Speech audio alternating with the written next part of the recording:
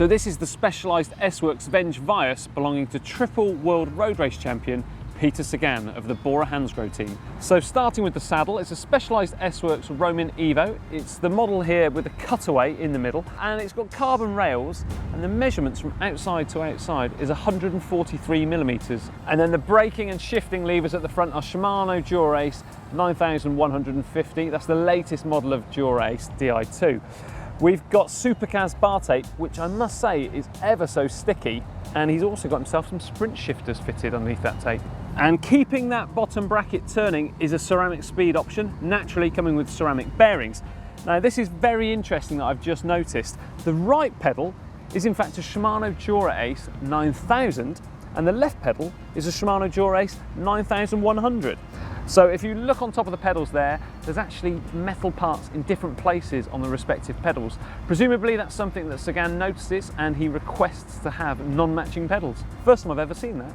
Now fitted to the spine of the chainset here is what appears to be on first glance a specialised power meter.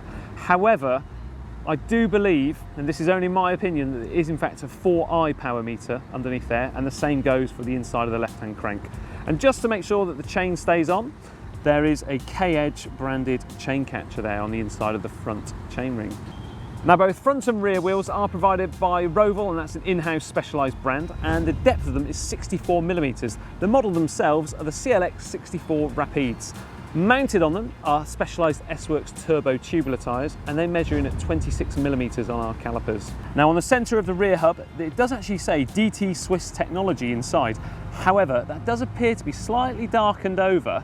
The chain is provided by Shimano, and that's the HG901. Now the brake calipers are not something you're going to find on any other bike on the market. They are in fact specific to the Venge Vias, and as you can see, they are pretty unique looking, aren't they? Now the operation of them, they work in the same way as a V-brake that you might find on an old school mountain bike. So they pull in from the side, and they've also covered up with exactly the same rubber grommets that we used to find on those bikes. Now you may well be wondering where on earth the Di2 junction box is, and it's stored right underneath here, underneath the bottom bracket shell. It's housed inside of a plastic case, and the good news is the adjusting button is still easily accessible for maintenance. Now Sagan's wheels actually have these special World Championship edition stripes printed onto them with a nice play of words on there too. Wind tunnel engineered. Now the brake pads, they are provided by Swiss Stop, and they're carbon specific, which is of course very important when using carbon wheels. Sagan, he chooses to use 172.5 millimeter length cranks. Now the seat post is a specialised fact carbon, and obviously that's unique to this frame because of the shaping of the tubing. Now Sagan has opted to use a 56 centimetre sized frame here, and that stem, that's nicely slammed down there on top of that aerodynamic headset cover. Now the stem is a Zipp model, and the logos themselves are actually covered up with some black tape.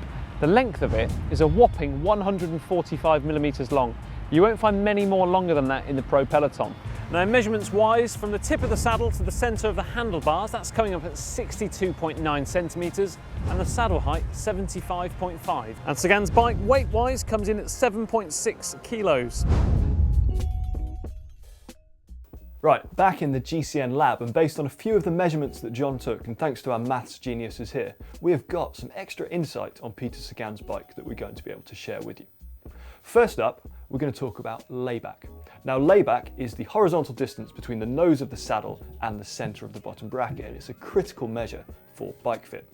John took a measurement of the nose of Peter Sagan's saddle to the centre of the bottom bracket, which was 753 millimetres. So based on a bit of trigonometry, 753 sine 8, we get Peter Sagan's layback, which you can see there, which is 105.1 millimetres. Next up, it is saddle to bar drop, which is less complicated than layback to explain, but it's still a critical bike fit measurement. John took a measurement from the nose of Peter Sagan's saddle to the centre of his bars, which came in at 629 millimetres. Based on a couple of calculations then, we get a saddle to bar drop for Peter Sagan of 76.7 millimetres, which probably sits in the mid-range for pro bikes, not too extreme, but equally not too relaxed. John, back to you. And now it's the time you've been waiting for, the Freehub sound test.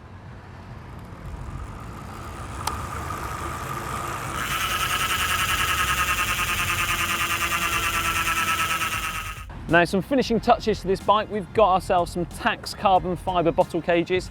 Peter Sagan's name of course is on the top tube there. It's got the Slovakian flag as well as the World Champ stripes. We've got a 3D printed number holder too.